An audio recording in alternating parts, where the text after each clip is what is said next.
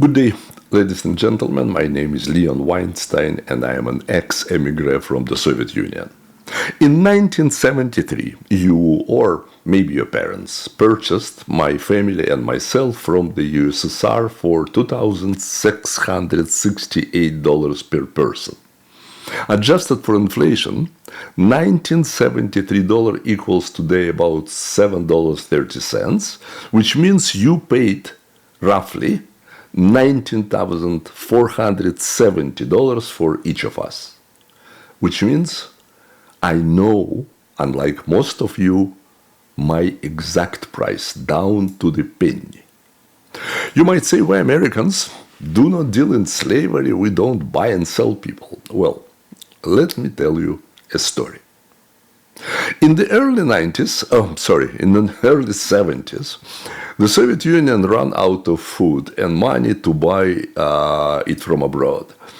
This is unusual for socialist economies. Even countries known as agricultural powerhouses can collapse under collectivism. Look at Venezuela today, once among the richest nations on earth, with immense oil reserves, and now college professors search through garbage bins for scraps of food. But back to the USSR. The Soviet government approached the United States for a loan. They needed 1 million tons of wheat. At that time, Henry Kissinger was directing US foreign policy. He offered a deal. Open your borders for free immigration and we will provide you with you desperately need. The Soviets knew if they will open their borders completely, most of their citizens would flee without even looking back for a second within the first 24 hours. So they negotiated a compromise. Both sides reached an agreement that, while seeming innocent at the time, ultimately helped crack the Soviet system. 50,000 people were allowed to immigrate under the official story of family reunifications. Because Jews and ethnic Germans had family relatives abroad, most of the immigrants fell into these two groups. I was one of the lucky ones. I was allowed to live and to live freely, whatever place I choose. So thank you again for roughly $20,000 you paid for me. But if you ever decide it wasn't a good deal, a bit too late. The statute of limitations had long passed and the USSR no longer exists. So no one will return your money or take me or my family back. Now, why I am telling you this story? Both, of course, sad and instructive. Because I see something troubling, a lack of education about history, both American and world history. Many young people do not understand the roots of the good life built here or how unique the United States truly is. They don't realize that what we call poor in America would be considered wealthy in most of the world. They don't see that America, though not free of flaws, didn't create slavery. It ended it. And most worrying of all, they lack critical thinking. Without it, young people are easily manipulated by rhetoric about justice, equality, no matter how unrealistic the promises behind those words may be. Take, for example, the situation in New York right now. Mamdani, a recent candidate for mayor of New York. He makes impressive promises: free buses, free healthcare, rent control, government-run grocery stores cheaper than supermarkets, and very soon $30 minimum wage.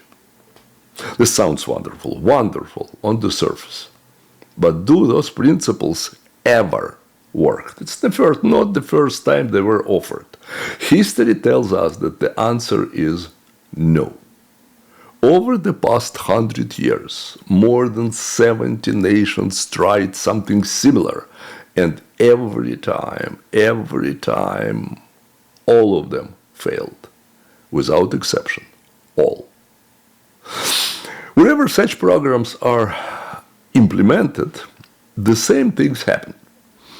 Neighborhoods deteriorate, buildings crumble, crime rises, and property owners lose any incentive to maintain or improve what they own. When there is no profit, there is no growth. No one builds new housing where they can earn a return.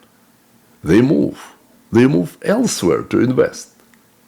This is exactly what the French economist Frédéric Bastiat wrote about in What is Seen and What is Unseen, a book about differences between short-term appearances and long-term consequences. What is seen is low rent for tenants. What is unseen is the slow decay of the entire city.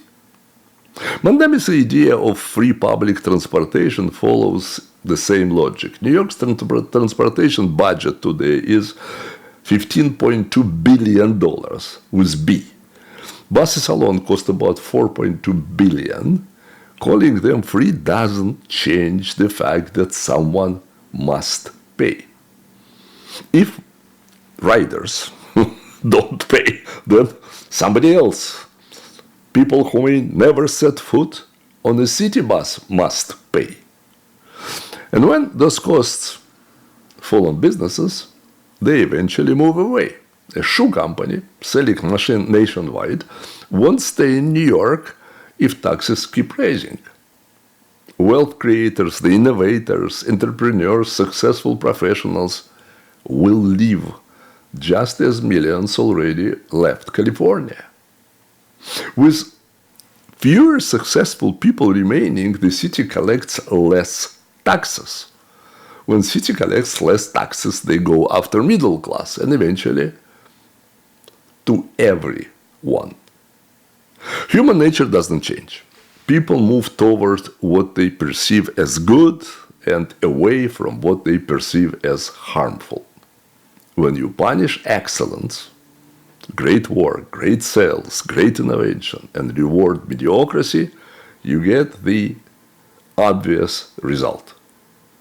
The USSR is Germany, Venezuela, or even North Korea. Let's not forget about Cuba. Every one of those experiments in collectivism failed, without exception. Ladies and gentlemen, without exception. You cannot get something for nothing, and you cannot change human nature by decree. You cannot change human nature, period. That's why millions like me left the Soviet Union, China, Cuba, and other so-called paradises, socialist paradises. Nothing is truly free. Someone always pays. The idea of giving everything for free may sound humane and noble, but it always ends in economic collapse and human misery. And if Americans still wish to experience this failure firsthand, no one can stop them. But at the very least, they should understand what they are voting for. A group of people who were lucky, fortunate to escape collectivism, worked and created a video project called Roadmap to Freedom. In it, we try to explain to young people why we rejected the system they seem to admire. The video series consists of 10-minute engaging videos that vividly compare the freedoms we enjoy in America with the so-called equality and fairness that in reality lead only to misery. You'll find the link to the project and to my book, Capitalism 101, in the video description. The book serves as a prelude to the project. The book is also entertaining and good for high schoolers, students in colleges, and adults of, believe me, any age. People like Rudy Giuliani, Sarah Palin, Marsha Blackburn, and many others said that this book is a must for young generation. The book and course are completely free. We, those who came from the cold, urge you not to repeat our mistakes or allow your children to head down the same path we were so fortunate to escape. We hope that we will be able to help the US to avoid the same mistake our grandparents made in the Soviet Union. It was called Russian Empire about 100 years ago.